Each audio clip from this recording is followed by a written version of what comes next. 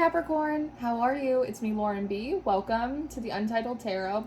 So I've laid out your spread today with a combination of the Good Tarot and the Heroine Tarot, which is an interesting little mix, if I do say so myself. So we're starting off, Capricorn, with this Three of Cups. I might accidentally call you Pisces in this reading, and it's because we have a Pisces full moon coming up, and it seems like it's really relevant to your story today. But just know in my heart, I know it's Capricorn. So we're starting off with this Three of Cups right here. The first thing that really sticks out to me is this moon. I know it's daylight and it should be a sun, but it just makes me think about all of the times, especially in like the late summer, when it feels like the moon comes out early and you can see it in the sky even before it gets dark. And there are these people congregating right in front. It's like these are the early birds. The early birds are getting ready to prepare themselves to receive this full moon in Pisces. I think it's funny that they have all of their cups in the air because initially it looks like they're celebrating, they're cheersing, but it reminds me of like playing beer pong in college or those games at the boardwalk or at a carnival where you try and kind of catch the ball in your little cup. Like there's something about how they're trying to catch the moon in their cup, and they've shown up early to do this. They're very excited about it. But there's this one character right here, and it seems like she is peering over at you, Capricorn. And when I look at this card, what I hear is, are you coming? Are you coming, Capricorn? Are you joining in? You're sitting over here in this love card. And so one, it feels like you're not even really facing them. You might be actively trying to ignore this invitation or this pull, but it feels like you've been at a period of rest for a very long time. Like you're kind of like you put yourself on the bench. This is a really heavy Leo card, especially in the illustration of it. And when I look at this card, Capricorn, what I hear is, have you been sitting in this energy since July? Have you been licking your wounds, resting, sitting out life since July? And with all of this lunation energy, I'm wondering, let me show you the next card and I'll explain to you what I'm wondering. The Ten of Water comes up next. And so while these early birds are getting ready to catch the moon in their cups, you, it feels like, have been resting from what feels like this Ten of Water energy. It's so big and it's playful and it's joyous. It's like full of love and like positive expectation. And so I'm wondering, Capricorn, if maybe around Leo season, maybe it was the Leo new moon, you were feeling like these early birds. You were sitting in this Ten of Water. Maybe you had prepared intentions or manifestations, rituals, like you were really excited about it, thinking this is my time, this is gonna be my season. And maybe you weren't able to catch the moon in your cup. Maybe it bounced out like a basketball out of a net. And perhaps you were so confident that it was gonna stick or it was gonna be your time that it was very humbling for you. This line here, it kind of feels like the representation of wounded pride or a wounded ego. And so ever since, you haven't gone back out into the field to play with the moon. You haven't been paying attention to the clock. And you most certainly haven't let yourself tap back into this Ten of Water energy. And so when these characters look at you and say, Capricorn, are you coming? It feels like you're responding to them and saying, not now, guys, I'm tired. So the Queen of Swords is coming up next. And this energy seems to appear to you that says, Capricorn, get up. Capricorn, it's time to get up. Especially with, I love the Heroine Tarot so much. But this Queen of Swords depiction is so beautiful for me because she feels extra spiritual. It feels like she is this goddess energy, especially with like these rumbling clouds around her. It's like this voice out of the sky that's saying, Capricorn, it is time to get up. And there's also a message here that she has about Capricorn, like, that's part of the game. So it's a little bit of a league of their own. Sort of like there's no crying in baseball. Capricorn, that's part of the game. That, you know, when it comes to your spiritual practice, when it comes to manifestation, when it comes to spell work, spiritual discernment, building skills, like any of it, trial and error and practice are all a part of it.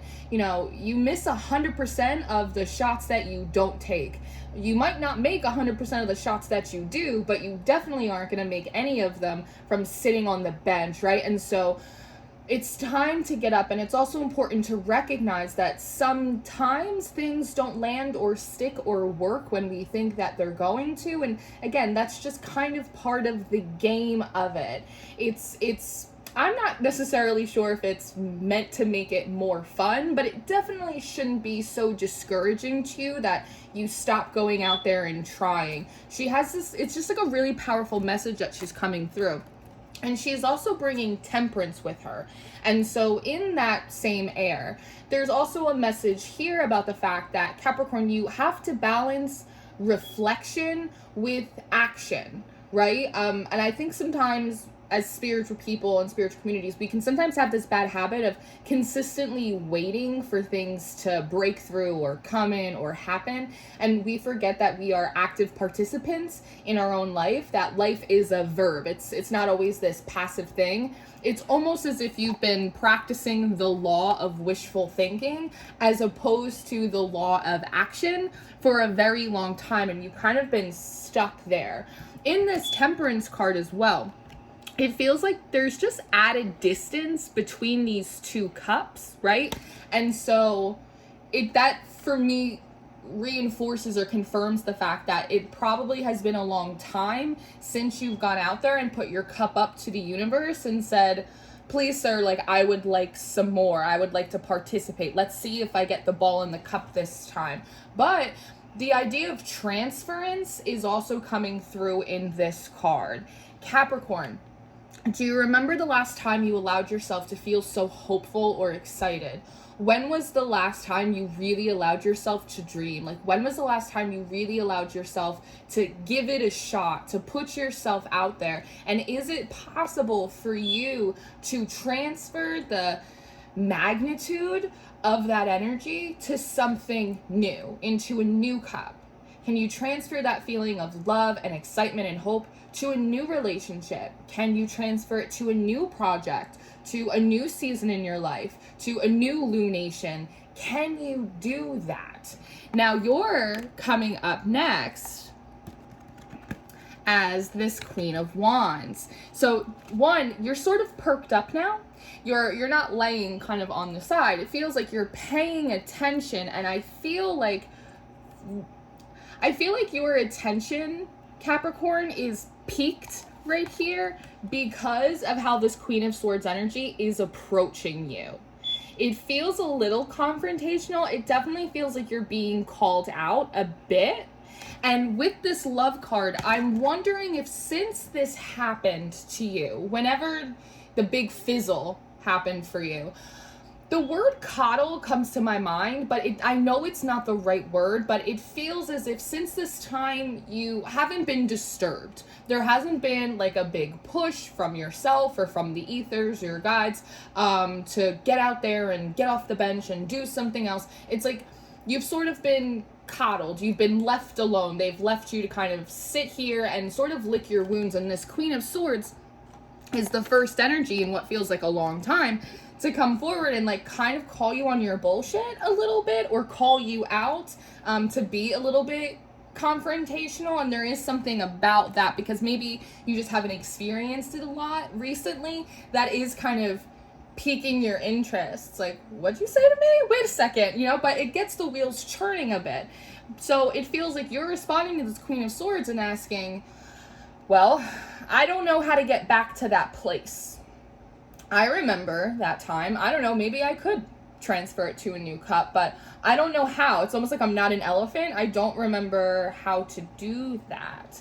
And so the Six of Air comes up next, and it's almost as if the Queen of Swords is saying, don't worry, Capricorn, we'll send you transportation. We'll get you back to that place. Don't worry. And then you come forward as this Queen of Earth. So it's almost like your attention is peaked, but there is a little bit of confrontation in you now as well. And you're going, well, maybe, but I don't know how to get there. Well, no problem. We'll send transportation. And then it's this sort of wide-eyed, let me blend into the background. Let me sort of avert my attention. If I just don't look at them anymore, maybe they will forget that I'm here.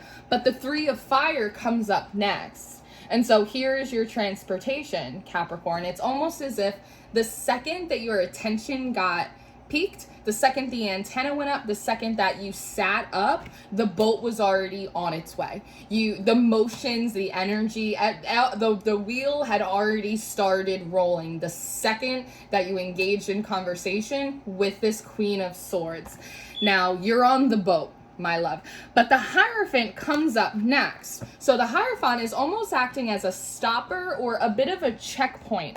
The idea of a checkpoint or having to pay a toll has sort of been coming through in quite a few of the readings that I've done thus far. And there is this idea that in order to cross a threshold, you have to pay the toll, or you have to release something in order to gain something else. Sometimes, and this is what it feels like in your reading today, you at the very least have to recognize something, Capricorn. And that's what this Hierophant is doing, which is funny because you're like, I don't even know if I want to be on this boat and now I have to pay a toll. Yes, you do. And the toll is recognition. It seems like what they are wanting you to recognize, Capricorn, is the difference between this 6 of Earth and this 8 of Pentacles right here.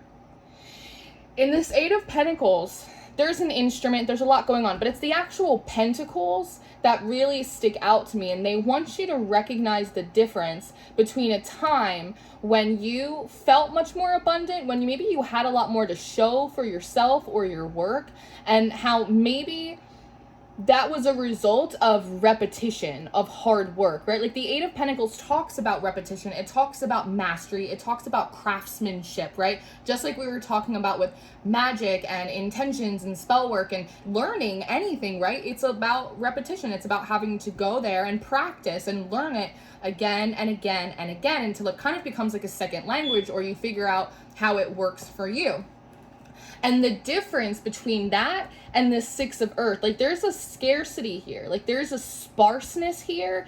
And so there seems to be a desire to get you to recognize that even though maybe you were experiencing more failure here, that you were actually much more abundant. How perhaps sitting on the bench, sitting in this love, sitting here kind of licking your wounds type of energy for a long time has actually cost you more than what going out there and occasionally failing has cost you. Because in this card, the pentacles really stick out to me more, but in this card, it's the antlers that feel really pronounced to me, and antlers are really indicative of cycles. So there's also something about recognizing that you are so much more aware of all of the cycles that you've been through, more so than what you've gained from those cycles or what you've learned from those cycles, and how that in and of itself is sort of highway robbery. That in and of itself is a bit of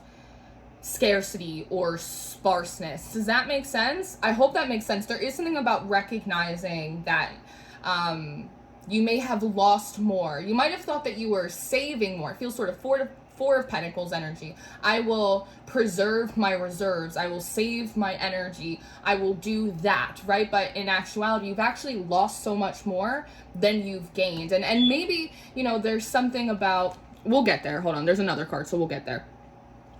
Well, no, we're not going to get there. We're going to do it now. About how, think about all of the times since whenever this big fizzle happened for you. Think about all of the different moons that we've had, or different ideas that you had, or different opportunities that may have been presented to you to kind of step up and put your cup back out, and you didn't, right? And again, it's no judgment. I've been there. I've been there, so it's no judgment, right? But they really kind of want to hone in on like the real cause and effect of how being in this energy for so long has negatively impacted you and actually maybe had the opposite result of what you wanted. So the Magician card comes up next. And so this character appears to you and says, Capricorn, would you like to try again? Would you like to start over. And he feels like he's offering you something in his hands. And if you look, there's a teeny tiny little lady, a little fairy, a little magical creature in here, which sort of brings up this lovely idea that, you know, no matter how down and out or how long you've been off the bench or any amount of hope or excitement that you've lost along the way, that there is still, even if it's a very small part of you, Capricorn, there is still a part of you that is very tapped into the magic and is really hopeful and does really expect the best for themselves. And maybe, and this just brings up like an interesting philosophy that, like, we suppress things that are painful and traumatic, but like sometimes we also suppress really good and positive and strong characteristics and qualities about ourselves too. And so just philosophically in my mind, it brings up the idea that like maybe subconsciously we suppress these really hopeful or magical or abundant aspects of us, so that way they don't completely get fizzled out. They don't completely get wiped from us. They don't get completely destroyed or broken. Just like we can suppress bad qualities because we're not ready to process them, like maybe subconsciously we also suppress really good qualities about ourselves too, so that way the world doesn't completely drain them from us. But regardless of my personal philosophical take on this, it's just a message, Capricorn, that like this energy, this 10 of water, it still exists within you. It's just feels really little and it has been buried very deep. But if you would like to try again, you're already on the boat. You know, like if you would like to try again, you have the ability to do that because the 6 of fire comes up next. So Capricorn, if you would like to give this another go, if you would like to start over, there is a lot of positive energy and momentum backing you at this time. The 6 of Wands is also a Leo card, right? And so there's a lot of positive momentum backing you right now with the High Priestess coming up next, which does really reinforce the idea that there is something about this Pisces, my readings are timeless, but about this Pisces full moon that feels really significant for you, Capricorn. The 10 of water is a Pisces cup as well. And the 3 of cups is Mercury in Cancer, and Cancer's your opposite sign for my astro buffs, right? So like there is a lot about you kind of getting back in the water. So with this High Priestess, this magician feels like it's saying to you, like, Capricorn, can you perceive it? Can you peer into this energy? Can you peer into the opportunity that we're trying to hand you right now? And can you perceive how the energy is different now than it was back then? Now, as you are sort of trying to peer into that energy, the Temptation card comes up, which was fascinating for me because your body language in this Temptation card is really similar to what it is in this Love card. You're both sort of slouched over on this thing. It reminds me of when you go to sit in meditation and 1 second you're kind of sitting on your bed in your room and then the next second you're sitting on a beach in front of an ocean, right? So like there is sort of this like peering in, your body language is the same but the environment's different. And even there's this heart, right, kind of carved out on this fruit, this apple or this peach, whatever this is right here. The energy feels really decadent to you. It's sort of like superimposing yourself into this future energy that's comprised of all of these things that we're talking about. And part of it feels extremely decadent to you, maybe with temptation, even scandalous. Oh no, like I shouldn't allow myself to, you know, sit in this energy too long or really absorb it or get comfortable or excited about it. And part of it has to do with this 7 of Cups. Her hat on the 7 of Cups really sticks out to me, and it reminds me of a thimble from Monopoly, which is coincidentally my favorite Monopoly piece. And the reason why I like it as my Monopoly piece is because it's structurally very sound. The thimble, it's very sound. It is not easy to knock over. It doesn't have any weird geometry to it. It's just very clean. It's very simple. It's very structured. And maybe that's why this energy, this 10 of water, feels really decadent or scandalous to you because it's not structured. It maybe isn't the most stable energy, right? But in this love card, everything is really structured. Everything is very hard. It is very Saturnian, but again, they bring you back to the message from before that being in that energy for so long has cost you more than it has gained you, right? Now, with this 7 of Cups as well, see all these cups back here? It's bringing me back to this Temperance card with the idea of transference. So the message here, Capricorn, is For every wish that you didn't make, for every moon that you didn't take, those cups that you would have put out, they're still available to you right now, that you can make up for lost time, that you can play again, you can get back into the big game, so to speak, and you can make up for all of those occurrences that you did not put your cup out. There are options for you here. You did lose out in a certain way, but it's not permanent. You can regain that. You can, again, if you can transfer this feeling onto these new cups, you can regain more than what you have previously lost. So you come out in this death card, and now you're intrigued again, right? So it's almost a little bit of this negotiation type of energy. So it feels like you're, okay, I'm listening, talk to me. And with this death card, it's sort of like you're in this liminal space. You're in this in-between phase. This body of the lovers is kind of starting to fade away, but you haven't fully come into like the fullness of the high priestess. So you're sort of just transforming as you're going. And as you're sitting here, the Seven of Fire creeps up behind you, and so it's sort of like it feels like he's gonna poke you with your horn. So there's sort of like this poke, or your attention is being get, or something is sneaking up behind you when you're in the middle of this transformation. And it has to do with the Queen of Water, who today is coming forward like the same character in this Three of Cups card, the original character that was saying, Capricorn, are you coming? Are you going to join us? Me and the early birds are here.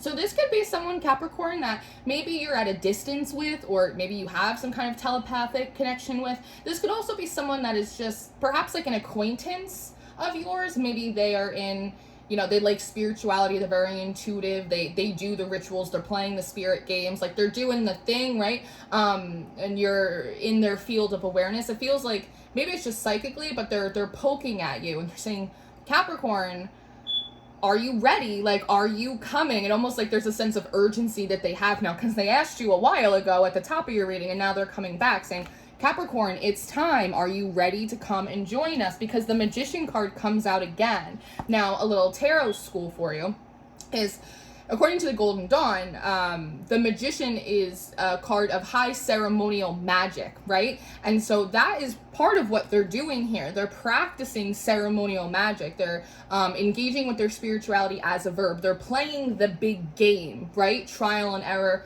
learning these different things. At the very least, putting their cup out there. So again, Capricorn, the ceremony is about to start. That's what it feels like you're saying. Capricorn, are you coming? Poke, poke. The ceremony is about to start. I don't know who this person is for you, but it feels like they really don't want you to miss out on the fun of it. And again, fun, F is for friends who do stuff together. And then the Hangman comes out. So a little bit more tarot school for you. When we're looking at like these very old school occult initiations, we have cards in the tarot like the Hangman and even the Eight of Swords that indicate initiation rites in these high ceremonies. And to be initiated into some of these occult groups, they would put them in these situations that made their bodies and their mind feel like they were actually dying. Like it made them feel like they were in actual literal danger and they weren't going to make it out. And the reality is that it was part of the game, because they are meant to feel like they are dying. They are meant to feel like they are in danger, so that way when it turns out they are not, there's like an actual visceral feeling of a rebirth.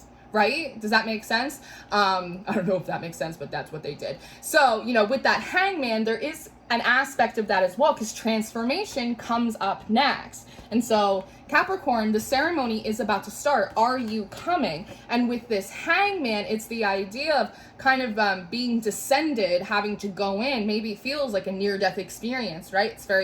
Causes a lot of anxiety or fear in you, but it's almost like when you snap back out of that meditation where you were on the beach and you're back in your room, it's like you snap out of it and you're in this transformation card. It's like the Magician was originally handing you this little fairy, handing you this piece of you, and when you snap out of this priestess vision, it's you. You're holding yourself. You're holding the phoenix. You're holding the magic all of a sudden.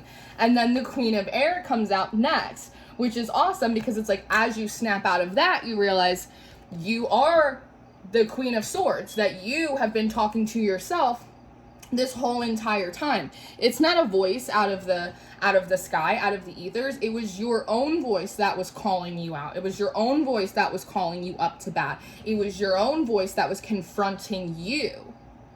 Isn't that cool? Like, I just think that's really freaking cool. I love this reading. I love it so much. So, Capricorn, this is what I have for you. I am going to do an extended reading. If you're interested in your extended reading or your monthly reading for September, those are going to be the top 2 links in the description box. I do offer one-on-one sessions. You can book with me through my website. I always encourage you guys to check out Patreon. We have all of the monthlies, all of the extendeds, and I do run a tarot school. If you want to learn the cards a little bit better, come join us over there. I love you so much. Enjoy your full moon, and I will see you next time. Goodbye.